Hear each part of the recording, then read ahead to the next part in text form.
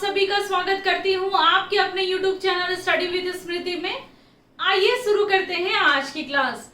आज की क्लास में मैं आप लोगों को झारखंड की अर्थव्यवस्था और झारखंड समसामयिक की क्लास लेने वाली हूँ। ये बहुत ज्यादा हेल्पफुल हो जाता है उन सारे स्टूडेंट के लिए जो जेपीएससी और जेएसएससी सीजीएल की तैयारियों में लगे हैं। और जो सीरीज मैं चला रही हूँ झारखंड की अर्थव्यवस्था और झारखंड समसामयिक का, इस सीरीज का ये मेरा 8वां क्लास है। इसके पहले जो 7 नंबर का जो क्लास था उसमें मैंने आप लोगों को झारखंड बजट के बारे में पढ़ाया था, झारखंड बजट 2020-21 को। और आज के क्लास में ही उसी के कुछ भाग बचे रह गए थे और वही मैं पढ़ाने वाली हूँ। और यही कारण था कि मैं टेस्ट ले नहीं पाई थी आप लोगों की, जो मैं लेना चाह रही थी झारखंड की अर्थव्यवस्था की, तो इस कारण से टेस्ट में भी लेट हो गया क्योंकि ये क्लास बचे रह गए थे। कुछ योजनाओं को पढ़ाना है और कुछ झारखंड बजट के बारे में भी पढ़ाना है, ये क्लास रह गए थे अर्थव्यवस्था में, तो इसको हम लोग कंटिन्यू करेंगे। तो चलिए शुरू करते हैं आज की क्लास को और जानते हैं झारखंड बजट 2020-21 का अगला भाग।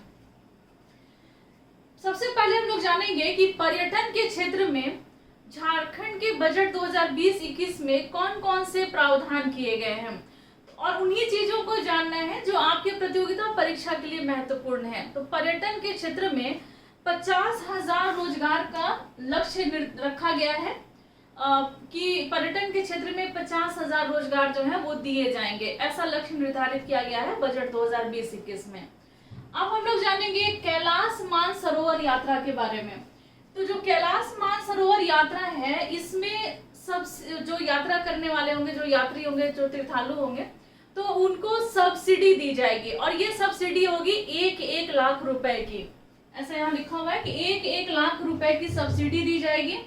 और ये सब्सिडी मिलेगी किसको? ये मिलेगी वैसे लोगों को जिनका सालाना आय जो है 8 लाख रुपए तक का है, यानी कि 8 लाख रुपए हो या उससे कम हो, तो उन्हीं को ये सब्सिडी मिलेगी। और कितने की सब्सिडी मिलेगी? तो वो 1 लाख रुपए की मिलेगी। और कितने लोगों को चुना जाएगा? तो 100 लोगों को ये सब्सिडी मिलेगी। तो 100 लोगों का चयन किया जाएगा कैलाश मानसरोवर यात्रा के लिए, और उनको 1-1 लाख रुपए की सब्सिडी दी जाएगी। और वैसे ही लोगों को चुना जाएगा जिनका सालाना आय जो है वो 8 लाख से कम हो, 8 लाख से कम सालाना आय होनी चाहिए। अब हम लोग जानेंगे हटिया डैम जो है, जो रांची में हटिया डैम के पास एक जनजातीय थीम पार्क बन रहा है। कहाँ क्या बन रहा है? ये प्रश्न बन सकता है कि झारखंड के किस क्षेत्र में जनजातीय थीम पार्क बन रहा है। तो ये हटिया डैम जो है वहां पर जनजातीय थीम पार्क बन रहा है। नेक्स्ट है कि नेतरहाट के शैले हाउस में को म्यूजियम बनाया जाएगा। नेतरहाट का जो क्षेत्र है झारखंड में, वो झारखंड का पश्चिम का क्षेत्र है और इसको पाट क्षेत्र के अंतर्गत आता है। ऊंचाई पर है ये, और ये झारखंड का सबसे ठंडा क्षेत्र है। और उसके साथ साथ यहाँ पर बारिश भी अपेक्षाकृत अन्य क्षेत्रों के हिसाब से यहाँ बारिश ज्यादा होती है। तो नेतरहाट में एक शैले हाउस है और इस शैले हाउस को म्यूजियम इसको बनाया जाएगा, ठीक है ना। तो यहाँ से भी प्रश्न बन सकता है। अब चलिए अगला प्रश्न है, कृषि एवं पशुपालन में कृषि और पशुपालन के लिए कौन कौन से प्रावधान किए गए हैं जो आपके प्रतियोगिता परीक्षा के लिए इंपॉर्टेंट हो जाते हैं। तो कृषि एवं पशुपालन में किसानों को कर्ज माफी के लिए अल्पकालीन कृषि ऋण राहत योजना लाई जा रही है। जो झारखंड के जो किसान हैं, तो जिन्होंने लोन लेकर रखा है, जिन्होंने कर्ज लेकर के रखा है, तो किसानों को कर्ज माफी के लिए अल्पकालीन कृषि ऋण राहत योजना लाई जा रही है। और इसके लिए 2000 करोड़ का प्रावधान किया गया है। झारखंड बजट 2020-21 में 2000 करोड़ का प्रावधान किया गया है। यहाँ से भी प्रश्न बन सकता है कि जैसे प्रश्न यहाँ से बनेगा कि किसानों को कर्ज माफी के लिए अल्पकालीन कृषि ऋण राहत योजना के अंतर्गत बजट 2020-21 में कितने हजार करोड़ का प्रावधान किया गया? तो 2000 करोड़ रुपए का प्रावधान किया गया है। नेक्स्ट है कि प्रधानमंत्री किसान फसल योजना में बदलाव लाया गया है। अब क्या है प्रधानमंत्री किसान फसल योजना? माफ कीजिएगा, कि प्रधानमंत्री किसान फसल योजना क्या है ये, तो थोड़ा सा हम लोग इसके डिटेल को जान लेते हैं। प्रधानमंत्री किसान फसल योजना की शुरुआत 13 जनवरी 2016 में की गई थी। केंद्र सरकार के द्वारा इसकी शुरुआत की गई थी। कब की गई थी? तो 13 जनवरी 2016 को। इसके अंतर्गत बीमा कवर कराया जा रहा है और वित्तीय सहायता दी जा रही है किसानों को। बीमा कवर के साथ साथ वित्तीय सहायता, फिर कुछ कृषि ऋण भी दिए जा रहे हैं और उनको सशक्त बनाया जा रहा है किसानों को। किसके द्वारा? तो प्रधानमंत्री किसान फसल योजना के माध्यम से। इसके अंतर्गत खरीफ फसल जिसमें धान आता है, तो खरीफ फसल के लिए 2% प्रीमियम देना होगा। कुल मतलब कुल रकम का 2% प्रीमियम किसको देना होगा? किसानों को, खरीफ की फसल के लिए। और वहीं पर रबी फसल के लिए 1.5% प्रीमियम देना है।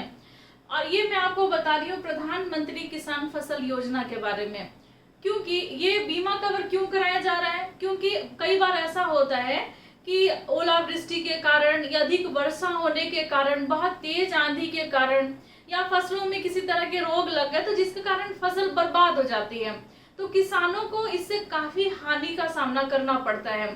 तो इस हानि से बचाने के लिए या फिर फसल खराब होने के बाद भी इनके मतलब किसानों को कोई मतलब किसान प्रभावित ना हो, क्योंकि कई बार ऐसा होता है कि किसान इससे प्रभावित हो करके और वो आत्महत्या तक करने लगते हैं। तो बहुत सारे ऐसे प्रॉब्लम्स क्रिएट हो जाते हैं, क्योंकि इनकी सारी जो जमा पूंजी यही इनकी फसल ही होती है। फसल अगर खराब हो जाता है तो आमदनी का जो स्रोत है वही खत्म हो जाता है। तो ये बहुत आगे तक के सोच करके ये ऐसा कदम उठा लेते हैं। ऐसा होना नहीं चाहिए, बिल्कुल भी नहीं होना चाहिए। बहुत अलग अलग सरकार, राज्य सरकार और फिर केंद्र सरकार के द्वारा भी बहुत सारी ऐसी योजनाएं लाई गई हैं जिसके अंतर्गत किसानों को जागरूक होना होगा, उनको पता करना होगा कि उनके लिए कौन कौन सी योजनाएं आ रही हैं, जिसका लाभ लेकर के वो किसान जो हैं अपनी फसल का बीमा करवा सकते हैं, या फिर जो हानि होने वाली है उस मतलब वो हानि कम की जा सकती है, या फिर ना के बराबर हो जाए वो हानि। तो इस तरीके से उनको जागरूक होना होगा। तो उनको जागरूक करने के लिए भी ये योजना आई है, प्रधानमंत्री किसान फसल योजना।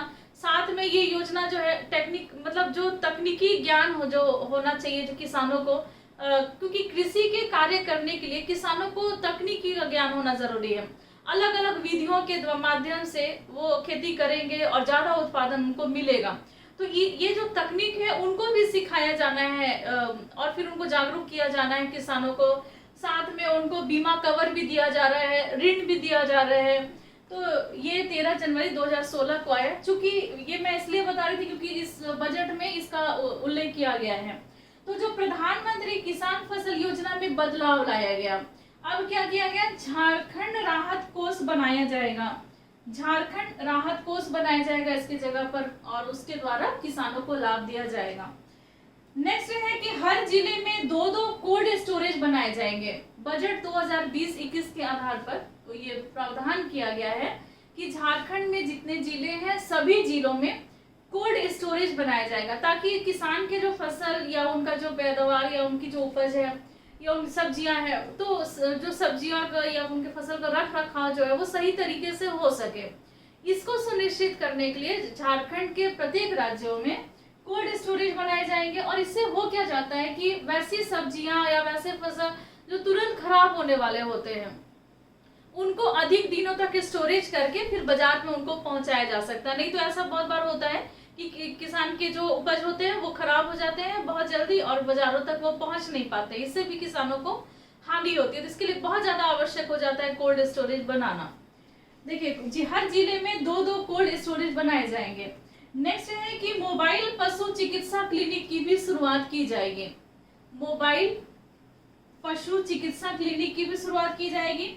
फिर धान उत्पादन एवं बाजार सुलभता नामक एक नई योजना की भी शुरुआत की जाएगी, और इसके बारे में हम लोग नेक्स्ट क्लास में जानेंगे। किसका? तो धान उत्पादन और बाजार सुलभता नामक जो योजना है जिसकी नई शुरुआत की गई है झारखंड में, थोड़ा सा हम लोग इसको डिटेल में पढ़ना है। तो नेक्स्ट क्लास में हम लोग जब योजना के बारे में जब मैं बताऊंगी वैसी योजनाएं जिनका उल्लेख बजट में किया गया है, क्योंकि यहाँ से प्रश्न पूछे जाने की ज्यादा से ज्यादा संभावना है। और योजना जेएसएससी सीजीएल और जेपीएससी दोनों में ही पढ़नी है। और बहुत सारी योजनाएं कार्यक्रम चलाए गए हैं सन 2000 ईस्वी से लेकर के 2020 तक जितनी भी योजनाएं चलाई गई हैं, जब झारखंड राज्य का गठन हुआ उस समय से लेकर के अब तक के उन सारी योजनाओं से क्वेश्चन पूछे जा सकते हैं।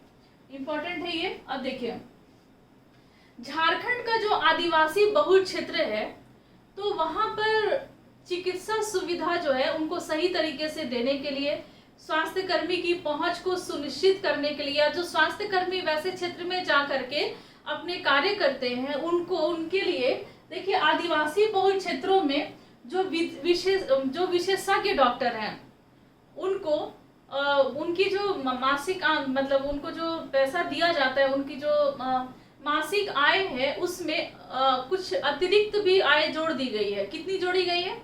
जो विशेषज्ञ डॉक्टर हैं उनको 40,000 रुपए प्रति माह अतिरिक्त दिया जाएगा। यानी कि पहले से जो उनको पैसा मिलते आ रहा है उसमें जो विशेषज्ञ डॉक्टर हैं उनको 40,000 अब अधिक मिलेंगे, और वहीं पर जो अन्य डॉक्टर हैं उनको 25,000 रुपए जो है वो अधिक मिलेंगे। अन्य डॉक्टरों को कितना अधिक मिलेगा? तो अन्य डॉक्टरों को 25,000 रुपए अतिरिक्त मिलेंगे पहले से जो मिलते आ रहे हैं। तो प्रति माह उनका सैलरी, एक तरीके से कहिए कि उन लोगों की सैलरी बढ़ गई। 40,000 रुपए बढ़ी किसकी? तो जो विशेषज्ञ डॉक्टर हैं उनकी, और 25,000 किसकी बढ़ी? तो वैसे डॉक्टरों की जो अन्य डॉक्टर हैं जो विशेषज्ञ नहीं है उनकी बढ़ी है। सभी जिलों में डायलिसिस केंद्र खोले जा रहे हैं। फिर 100 मोहल्ला क्लिनिक बनाने का भी लक्ष्य रखा गया है बजट 2020-21 के बारे में। तो कुछ प्रमुख प्रावधानों के बारे में आपने जाना। नेक्स्ट क्लास में हम लोग योजनाओं के बारे में जानेंगे, और ये सारी योजनाएं, ये बजट, आर्थिक सर्वेक्षण रिपोर्ट, ये सारे झारखंड की अर्थव्यवस्था के भी भाग हैं और झारखंड के करंट अफेयर्स के भी भाग है। इसीलिए मैंने कंबाइंड क्लासेस में चला रही हूँ, और धीरे धीरे करके जब झारखंड की अर्थव्यवस्था की क्लास समाप्त हो जाएंगे, यानी कि जब मैं सारी योजनाओं को पढ़ा दूंगी तो योजनाओं के बाद से अल्टरनेट करके एक दिन के अल्टरनेट पे आप लोगों को करंट अफेयर के क्लासेस मिलना शुरू हो जाएंगे। माफी चाहूंगी आप लोगों से, पिछले कुछ दिनों से मैं क्लास नहीं ले पा रही थी, तो इसके भी कुछ रीजन थे। मैं मम्मी के पास गई हुई थी तो मैं क्लास नहीं ले पा रही थी वहां से, लेकिन फिर भी कुछ क्लासेस जो थे वो कंटिन्यू थे। हाँ, ये सीरीज जो था मेरा झारखंड समसामयिक और अर्थव्यवस्था का, ये कंटिन्यू नहीं था, अब से ये कंटिन्यू रहेगा। तो आज की क्लास में बस इतना ही, मिलते हैं हम लोग नेक्स्ट क्लास में, लेते हैं आपसे विदा। धन्यवाद।